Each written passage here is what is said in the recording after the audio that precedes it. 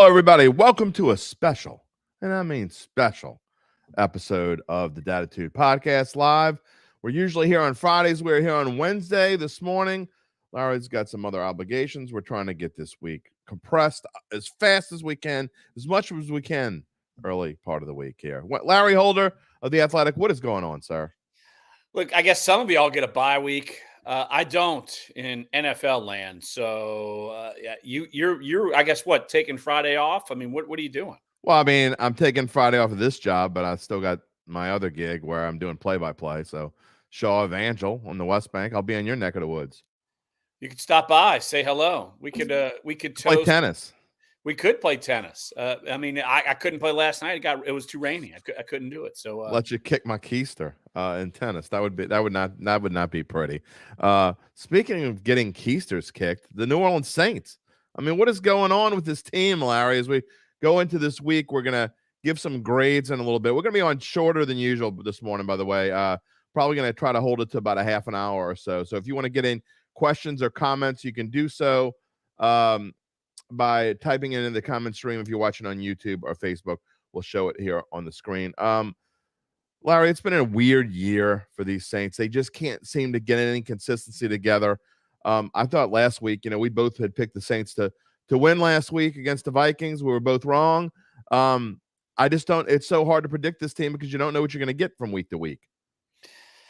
I thought it would be that way to some degree, but I didn't think it would be this way this long into the season. And you're wondering after the bye week, how healthy is Derek Carr?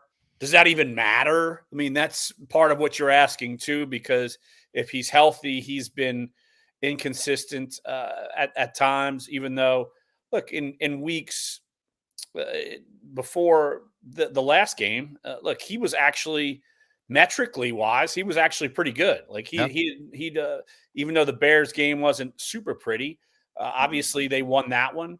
And look, you're still wondering, all right, can this offense be consistent? And now what you're actually questioning more than you thought you'd be questioning, how viable is the defense given the way it's kind of slipped in the last couple of weeks? Well, that's the main thing. If you look at the rankings, it seems like this number has gotten higher and higher every week. Being higher when you're talking about rankings is not as a good thing. I mean, we were at 4th just about 3 or 4 weeks ago. It went to 6th, then it went to 7th, and now we're at 10th. And that was just one bad half, really. I mean, the Saints played pretty good in the second half defensively, but it was too late by then, in my opinion. And these numbers continue to go up. They're worse than average against the run. I mean, people want to talk about the offense all they want, but they're 12th. I mean, and really, if you would have gone into the season saying you got a 12th ranked offense, I think most people would have taken that.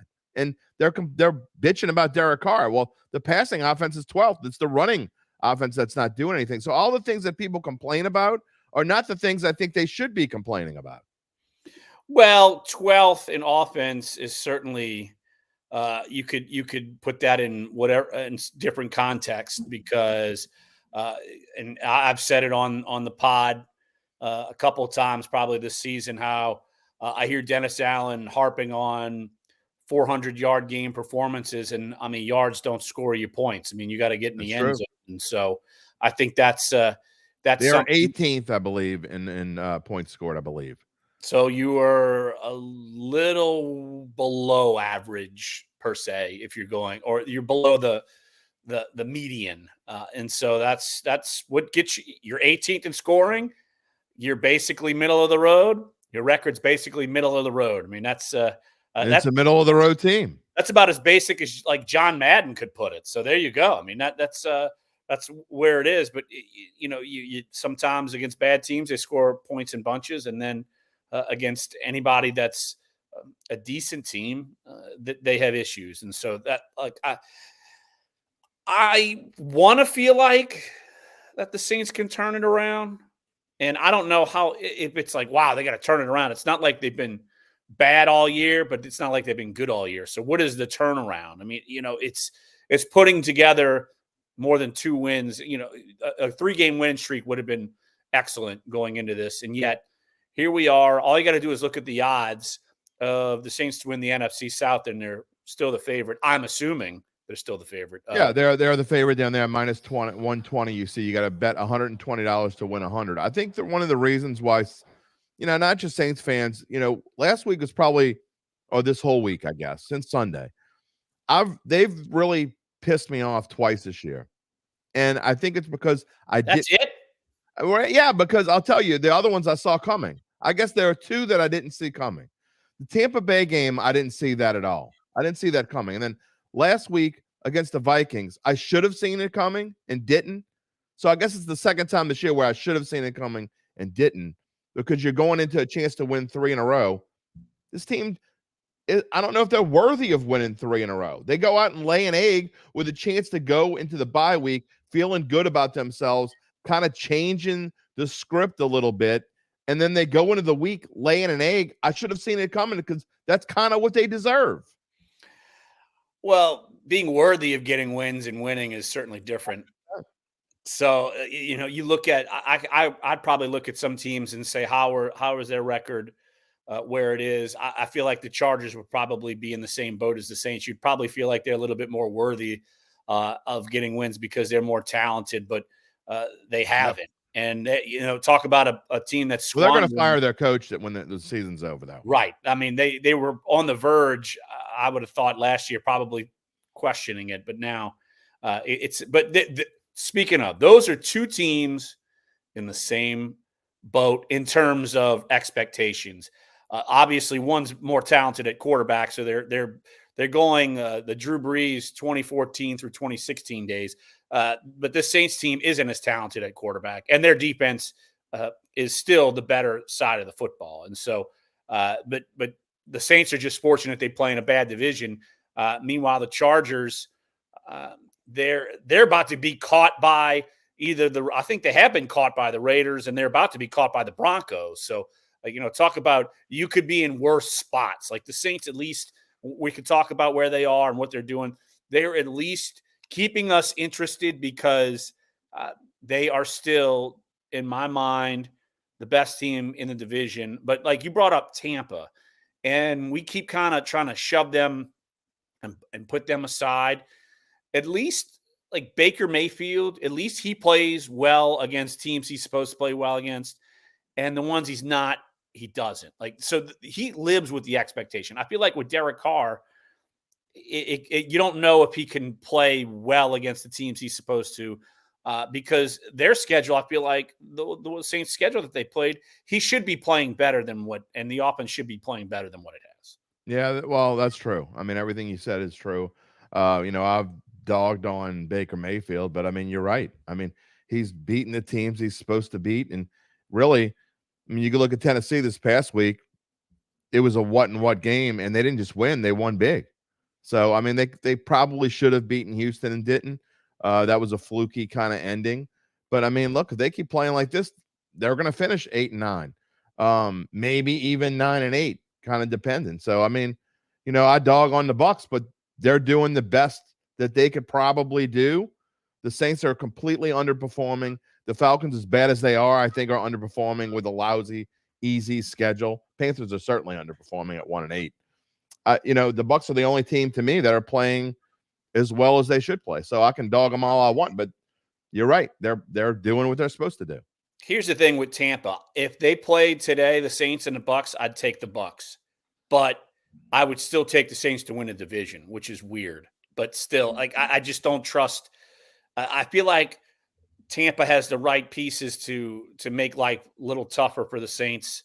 But you only play them one more time, so that's a good thing. You got Atlanta coming up and in week 12, and that's.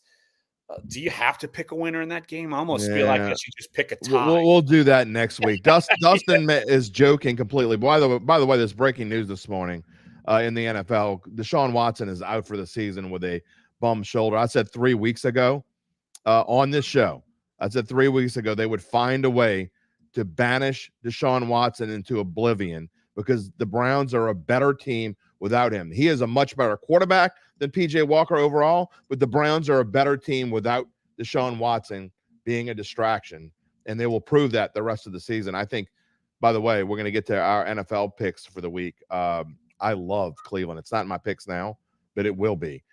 Dustin jokes, deal Carr to Cleveland to finish the season with Winston. First of all, I know you're being funny, but there's no quarterback controversy. We're going to get to that in just a minute. And second of all, the trade deadline passed 15 days ago. So that is 16 days ago, actually. So that is impossible. They cannot do that. And they would not do that. Anyway. All right, let's get to the grades portion because we got about 20 minutes. If you want to leave your comment, Dustin, in all seriousness, I appreciate your comment. I know you're being facetious, so I appreciate it. If you want to leave a comment or a question, please do, and we will show it on the screen. Larry, let's talk. I'm going to start with the defense, actually. The offense is too easy to bash. People will be bashing the defense. I know average Joe Blow Saints fan is going to give the Saints offense an F, which is completely and utterly incredibly absurd. You can just look at the numbers on your screen. They don't deserve an F. I mean, whatever. But the defense to me is disappointing. And they've been super disappointing the last week or so. I'm interested to see what kind of grade you would give this Saints defense. First off, mock trade. If I were the Browns, I would go get Jacoby Brissett back. No kidding. Because he was way better with the Browns last year. They should have never let him go. Than Deshaun Watson was last year and this year. Agreed. So I would go get him back because Sam Howell's actually playing pretty well with Washington. Like to me, look, he's basically a rookie quarterback. I'm going off on a tangent, but no, it's okay. That's what we're doing. He's definitely someone who's getting it, as opposed to some other rookie quarterbacks or second year, whatever you want to call it. But all right, Saints defense grade. Look, for a lot of games they've been tough, good. Isn't it? It's tough. It's strange because I don't want to be blinded by what I've seen the last week and a half, let's call it. Game and a half. Jacksonville, Tampa Bay. Yeah. Look, I'm going to go a B-. I'm not going to go average. I think they're a little above average, given how many takeaways they've gotten. I mean, that's stellar. I mean, for sure. But they're not rushing the passer very well. And so JPP, baby, he's going to save everything. Jason Pierre-Paul's going to save the season. That guy, golly, I thought he made enough money. He wouldn't have to put himself through this. Fountain of youth. Yeah. It just goes to show you how long I've covered the league. When I remember when he was like a draft prospect, now he's 34, 35 years old, but still it's also goes to show you that they're lacking in pass rush. So I think that's part of the problem. And so when you Sweet says money contract is more important than wins.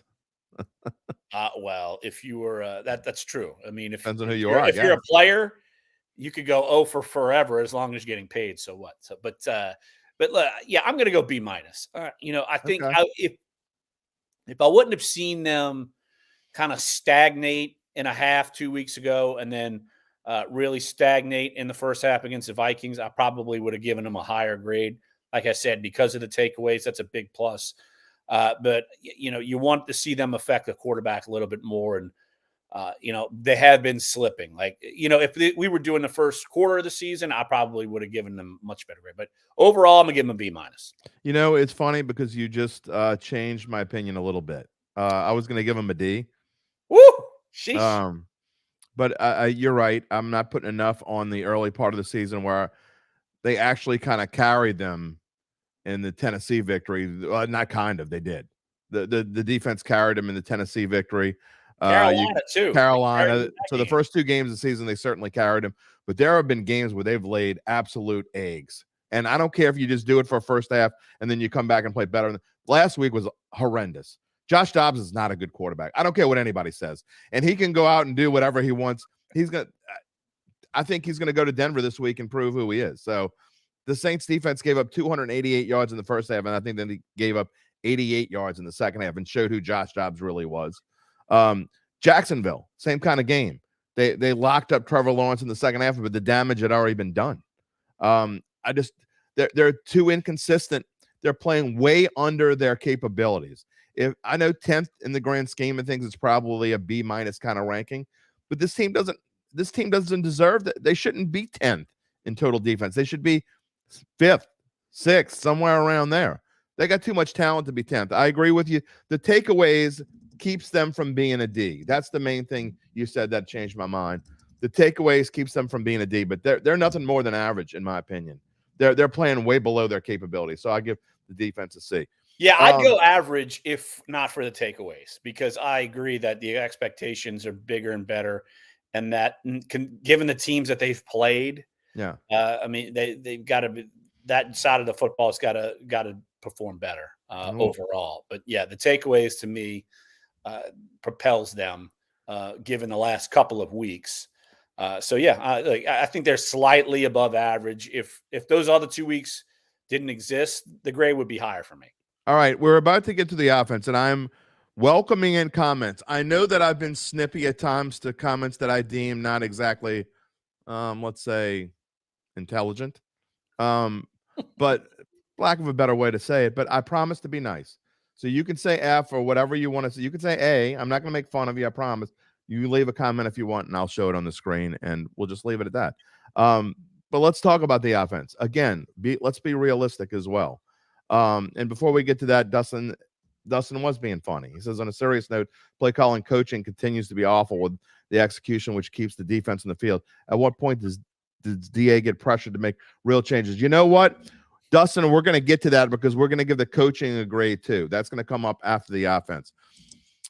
But that being said, I don't know how you can't say this offense is basically doing what I think going into the season most people kind of expected. I hear what you're saying about Derek Carr, and I know a lot of I understand why people think he's underachieving, but he's basically doing kind of what I think most people thought he would do.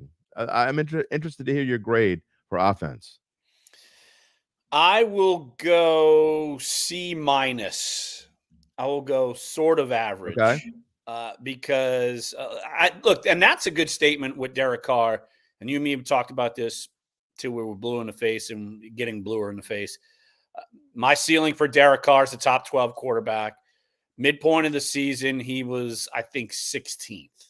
Yeah. And going into week 11 in my metrics that should be published in the next hour or so, I think he's going to be 18th going into week 11, which is he's very similar to Joe Burrow, but the numbers are certainly feel a little different with Joe Burrow, given he was badly hurt, noticeably hurt, and then when he's healthy, he's been much better.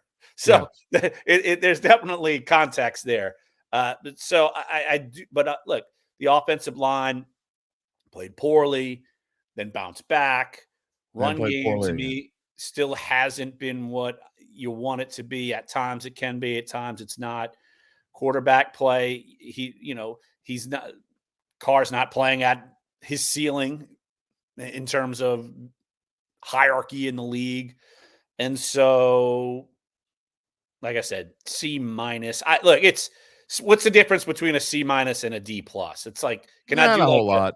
Can I do like a D+, C- / because it's basically what they you got to pick one. You pick C-, sure. Scott Donald and Tyler Baronet. We're going to get to your comments in a minute because they both involve coaching, and we're going to give coaching a grade. We might spend 5 minutes on coaching, so I want to finish up on the offense. Look, I give the offense a C+. I think they're basically kind of what we thought they would be. If you're being realistic, I mean, if you compare them to Drew Brees, then they're a D-. I mean, but stop comparing the offense to the old offense. That offense is gone. It's not coming back. I would give it higher, actually, if it wasn't for the horrendous and insanely poor play calling at times by Pete Carmichael. Sometimes Pete Carmichael does a good job. I'm serious. There are some games that I'm watching, I'm like, okay, that's pretty good. You involved Taysom Hill. You did Alvin Kamara. I thought the right number. I thought you passed the right amount of times. Good play call and good situation. This week is a perfect example. He completely changed the script. It's almost like, again, we're going to do it, so we're not going to do it. Forget the fact that it works. They got away from what works too early. They stunk. A perfect example of why it's a C+ and not a B. And as long as they have this play caller, I don't see them ever getting to B or A. They've got to make a change there. Again, we're going to talk about coaching in a minute, but that's why I can't do it. All right, coaching. I guess we got to go. It's mostly about Dennis Allen. We got some comments here. I'll show them. Scott Donald says, no coaching change at offensive coordinator going into the bye week. No, that's not who this team is. They've told you they're not going to make a change. I think I'd be shocked if they make any coaching changes. They're just not going to do it.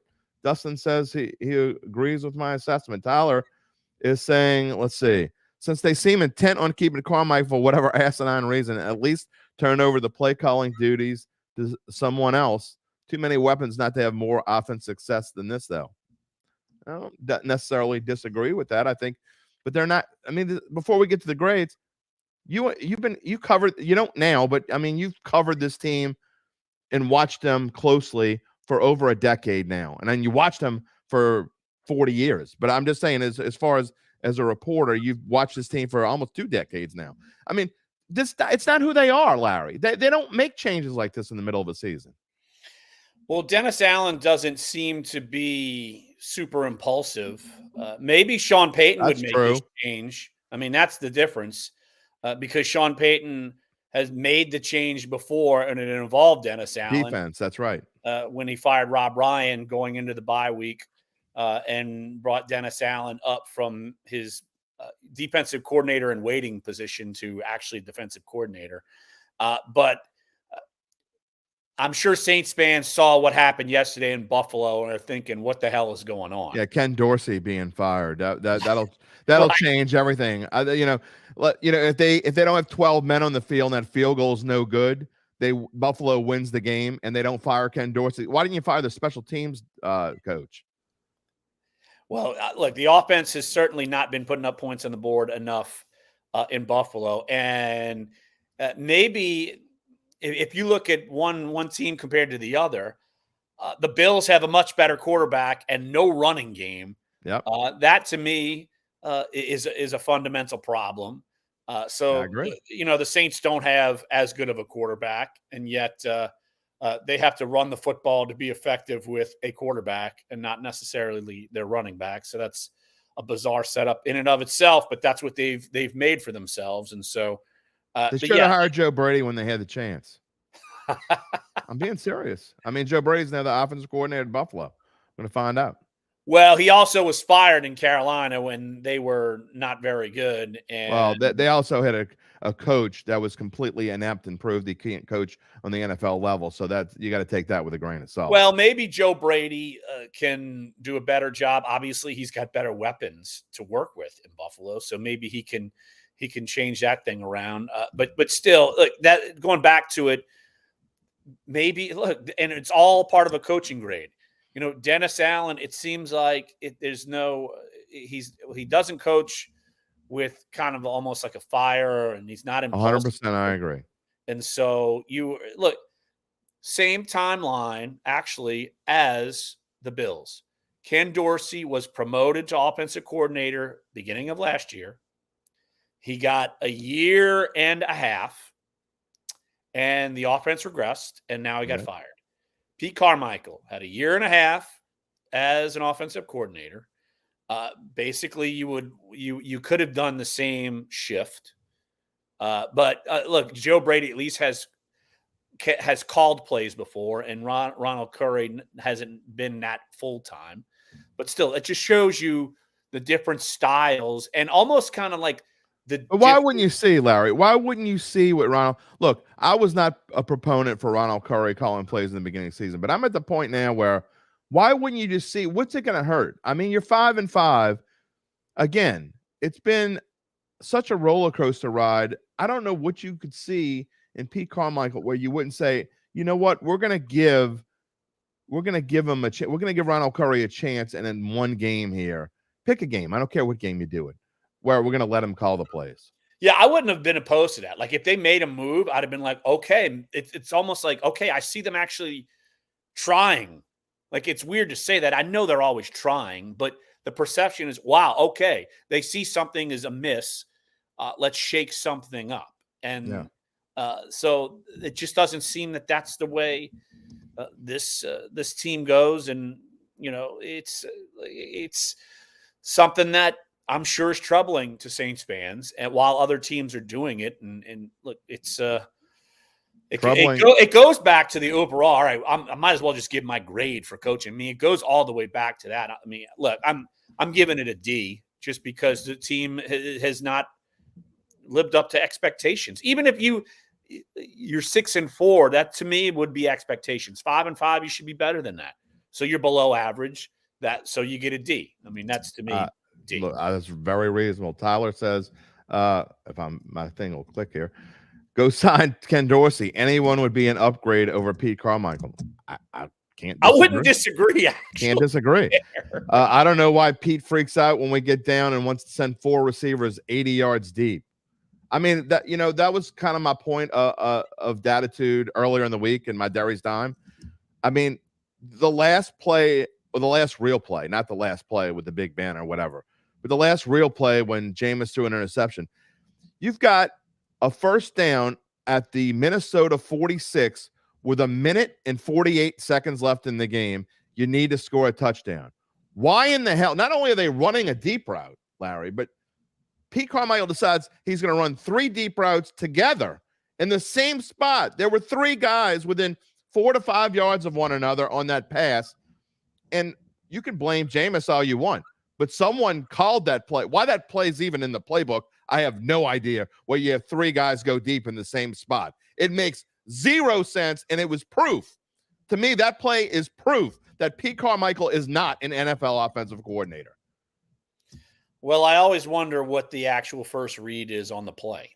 So that's part of – I have trouble a lot of times saying, okay, blame the play caller, blame – like I could see situationally if you're calling a certain play and using different personnel, I could get on that.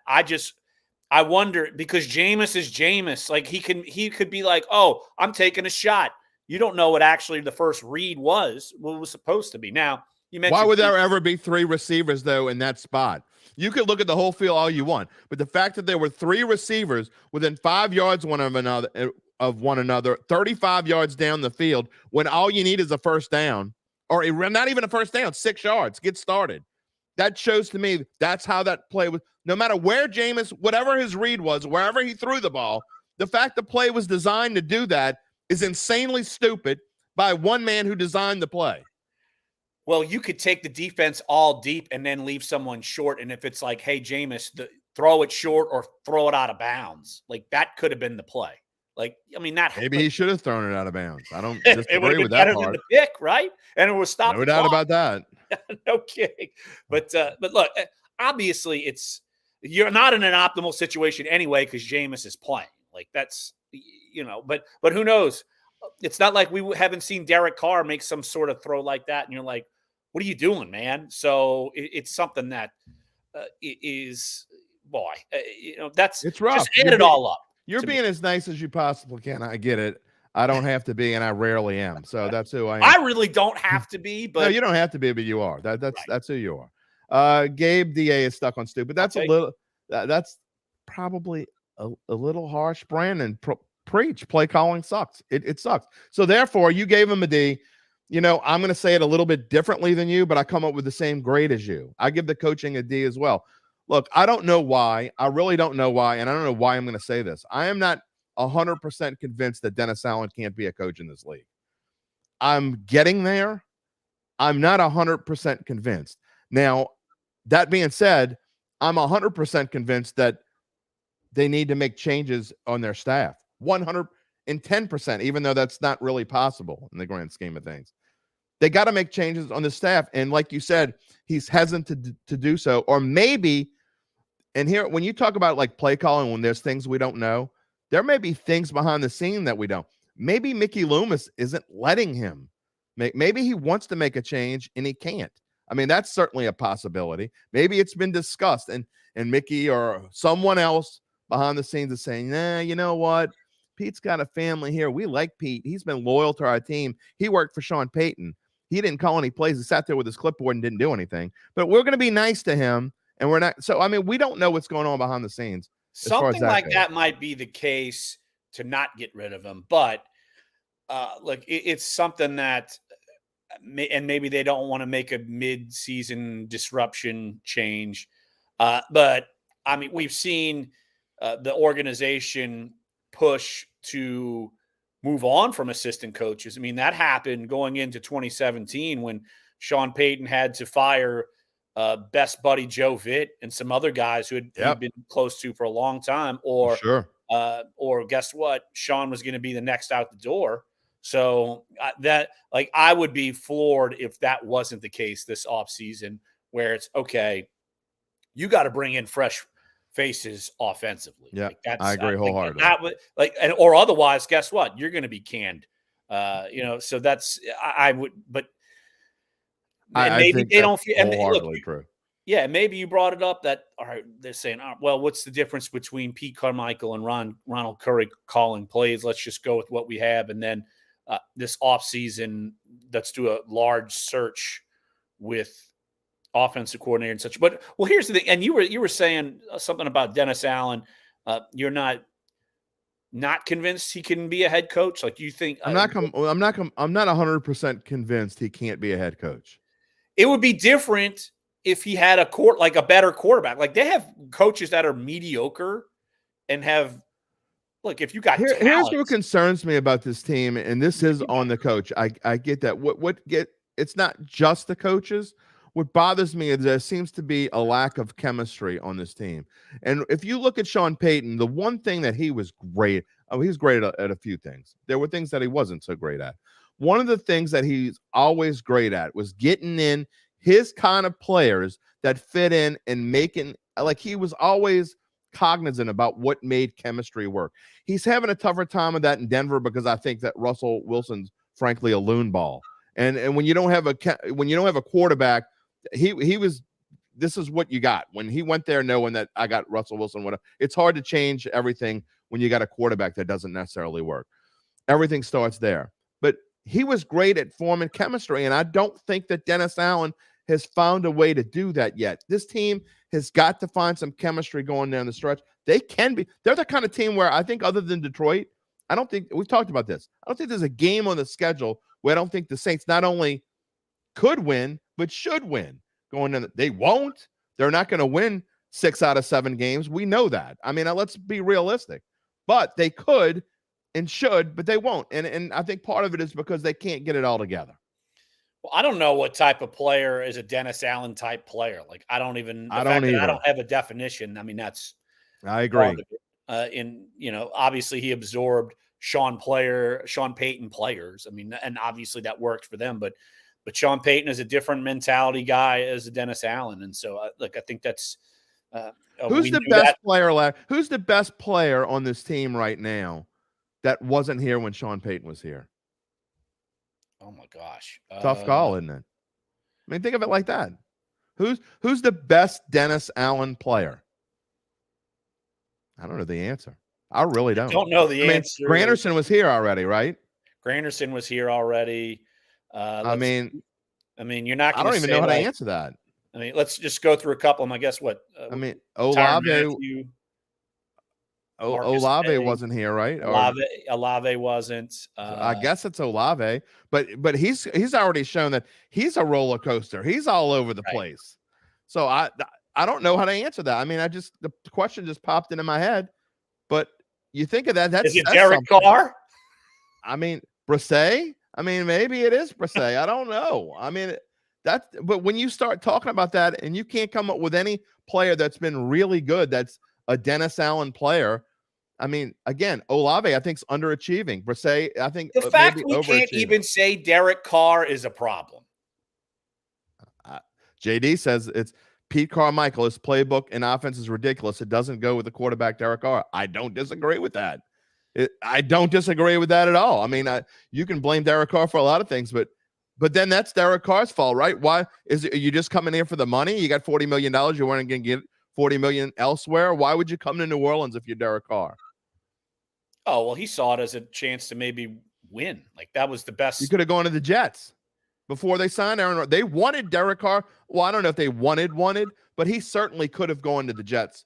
They were going to sign him. Oh, they were interested. There's no doubt. But he probably saw the Saints as a better win now opportunity. I mean, why? Frankly, I would have if I were him. Derek Carr with the Jets would easily be a 6-win team right now. Oh, they could win more games with Trevor Siemian. He should be playing. I don't know. I'm serious. Like, he should be playing. Zach Wilson should never play. Trevor Siemian would have won them a couple more games. I promise. I give this coaching staff a D. We're going to finish with our overall grade for the team. We usually do our prediction to finish the game. There is no game, obviously, this week. You see the week 12 numbers on the screen. I think it's goes to show you how poor the Saints have been playing. The fact that they're pick 'em in Atlanta. This team has no business being pick 'em in Atlanta. They're incredibly better than Atlanta, but they're not playing that way. So anyway, we're going to give our final grades on the team. I do want to talk about some games around our 3 best games around the NFL. I'm going to do it quickly because I know we've already gone over the time. Real quick, I didn't put it on the screen. I would have had I known about Deshaun Watson. I think the Browns are a huge value now at -2.5. I don't think you've done your picks yet because it's early week. Speaking of the Browns, I got to give you props. I'm all over the place. Got to give you props. You were the only one in the Athletic. You do your picks every week. There are like 10 or 12 of you. Yeah. And you were the only one to pick the Browns. You did it here on the show as well. The only one to pick the Browns to win outright, not just cover. I said they would cover. And I said I don't have the stones, I guess, to pick them outright against the Ravens. It wouldn't surprise me. You actually had the stones. You said the Browns would beat the Ravens. You were right. I mean, I got the Saints wrong, so well. But I did go lone wolf there. I will say I have turned in my picks. They're not public yet. Okay. But we were given the opportunity to change our pick, and I did change my pick. I had the Browns. I'm picking the Steelers. You're picking the Steelers now. Yeah, I'm a little. Look, I see the numbers with PJ Walker. Oh my gosh, he's horrendous. Like I can't. And Pickett's not much better than Deshaun Watson has been all year, but Pickett at least takes care of the football. I think there's going to be a letdown. And the Steelers, I feel like they're playing okay. I think both teams are kind of fraudulent, but I'm going begrudgingly. I'm picking the Steelers. I couldn't disagree with you and JD more. I think this changes everything for the Browns. I think this makes the Browns a much better team. Let's face it. When a team plays poorly on offense and has distractions, it affects every facet of your team. The Browns, to me, have a legitimate number 1 in the league kind of defense. And I think that they play much better. I think they take it personally now. PJ Walker is not as good as Jacoby Brissett, but I think he's in that ballpark. And I think he's stabilizing. He's not in the ballpark, man. I'm sorry. All right. Well, we'll find out. I love the Browns this week. I'm actually going to move. That was not my best bets. In fact, we recorded a segment with Uncle Big Nick, which is coming on the pod after this. This changes my opinion of the Browns completely, and that's now going to be in my best bets. It's not in today's show, but it will be in my public my story and tomorrow on bet.NOLA.com. All right, real quickly, we're going to give like 45 seconds to each game here. Bengals at Ravens, Thursday night game. This is a tough one to call. I have the Bengals in a teaser, which means they get 10 in a teaser. I paired them with the Bills that we see on here, so I'm kind of doing 2 with 1 stone.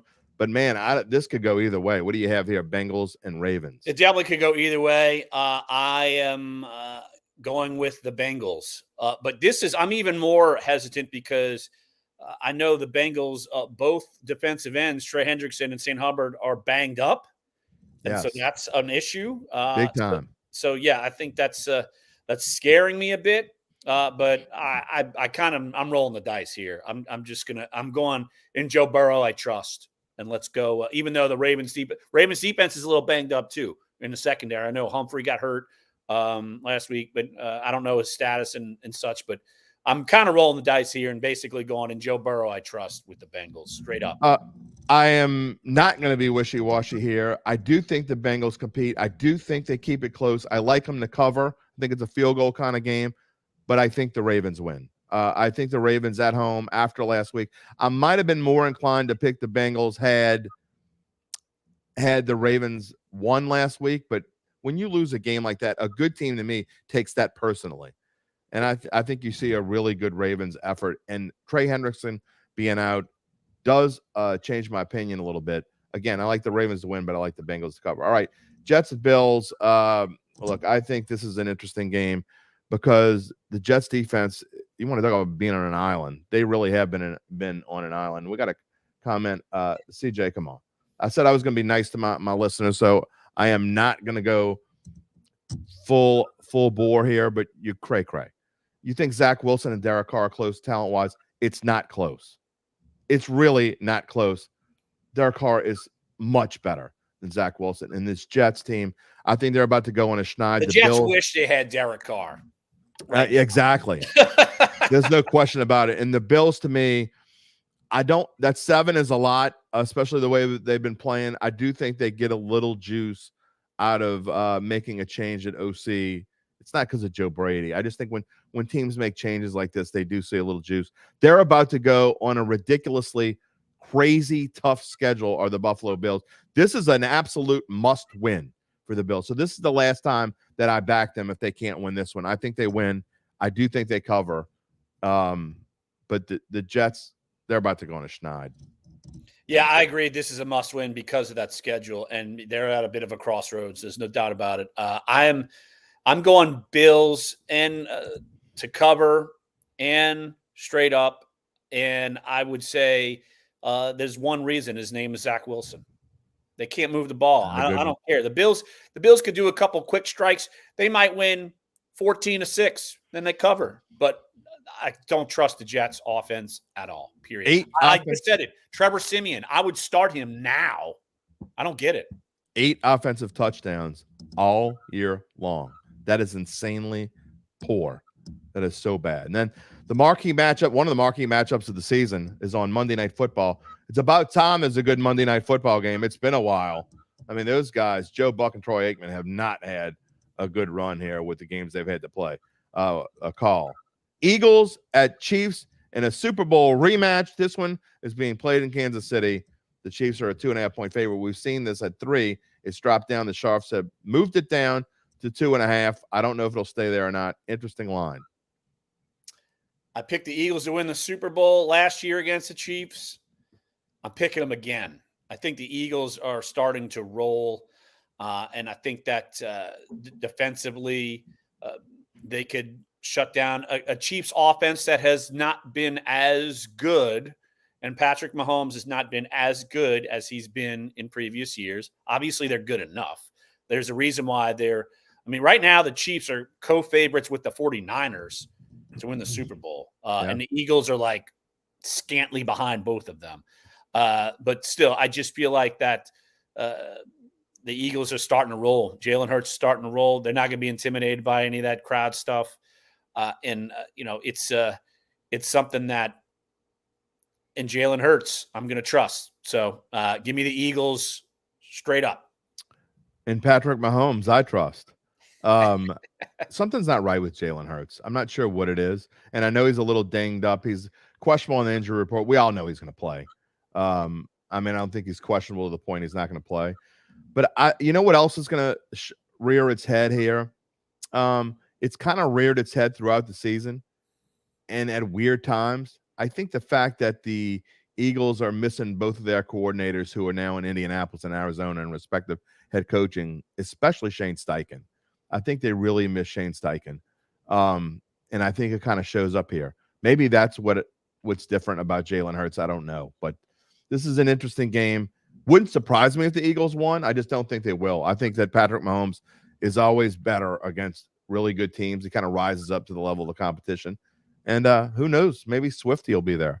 It'll help Kelsey. I don't know. I don't know. DeAndre Swift will be there. Does that count? Not that Swifty. maybe he should take a picture with Kelsey. I think Jason is going to take a picture with Taylor, and Travis is going to get jealous. Oh, your girl.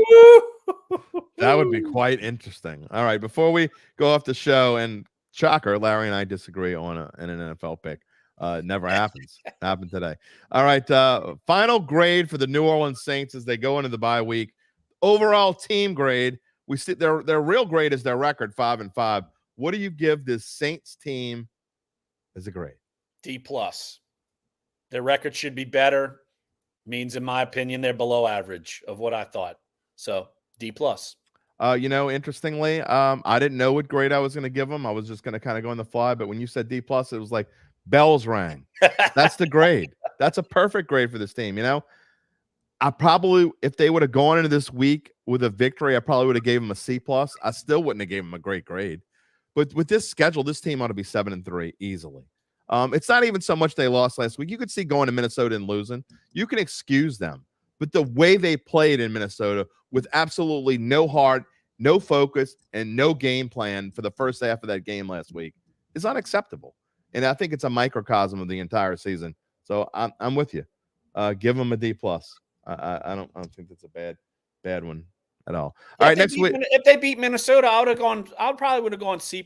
Like I'd have been like, okay, I would have expected this record, but this is not what I expected. And even in wins, sometimes they're like, ugh, what? So no, D+. I'm going to ask you here on the air. I don't think we've talked about it. Next week is Thanksgiving. Can you do Wednesday again next week? See, I put you on the spot. Yes, on the spot. All right. Well, I actually got to work. I got to work Thursday. All right. Oh, yuck. Wednesday it is. We will be back live next Wednesday. We're cramming 5 days of work at bet.NOLA.com into 3 next week. So that's where we'll be. And next week we'll be previewing Saints and Falcons. They will be back from their bye week. We don't get them. Georgia says, this is perfect. Whatever. Pretty much. That's like the best comment I think we might have had out. Whatever. Pretty much. That's what it is. D+ grade, whatever. That's what you look at him as. Whatever. Dustin says he loves the show. We appreciate Dustin. We thank you for joining. I give our listeners some grief, but you guys are great, and you gals are great. We've had listeners this season from all over the place. And look, when we're done here, I give my picks. We also pushed Friday and Thursday all into Wednesday today. I've got some stuff going on as Larry does as well. So when I'm done with this show, when I click end stream here in just a moment, I'm going to go record my monologue. I will put Larry's portion on the Dattitude podcast.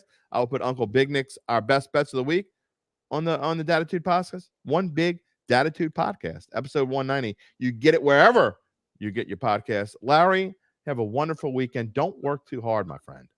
I'll try not to. At least I'll be. I can eat and work at the same time. But yeah, I got to worry about the first 2 games on Thanksgiving Day, but that's okay. All right. Well, we'll be watching them, so we'll kind of be kindred spirits. At least the Lions and Cowboys are good. Like I expect to see some cool stuff on Thanksgiving Day. Yeah, it used to be a lot of Lions come on early and you fall asleep at halftime and get ready for the real games. But now the Lions are good. You actually have to watch them now. Right. All right. Well, we'll see you next week. We will see you all next week. Again, wherever you find your podcast, Dattitude, I will be back. We are taking Monday off as a show. So the next Dattitude period is next Wednesday on November the 22nd. We'll see you then. Everyone have a great weekend of football. Enjoy the bye week. The Saints can't lose. We'll talk to you next weekend. Peace and love, my friends.